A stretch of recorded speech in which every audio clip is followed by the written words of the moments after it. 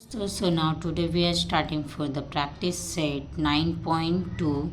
This for the first one question. P is equal to number of workers initially is equal to 320.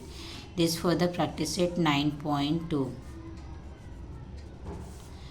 And now R is equal to rate of increases in a worker is equal to 25% every years, and N is equal to 2 years, and A is equal to the number of workers after 2 years. Now use of the formula amount is equal to P multiply 1 plus R upon 100 power of N. Now put up the value. P is equal to 321 plus 25 then upon 100 and power of 2. So first one get multiplication. 1 multiply 100 and upon 100 plus 25 upon 100 then power of 2.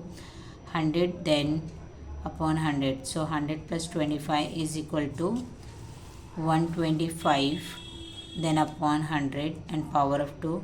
So get multiplied 2 times.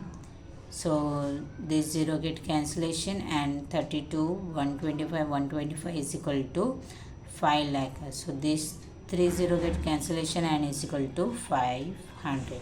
So there will be 500 workers after 2 years. जय हिंद दोस्तों.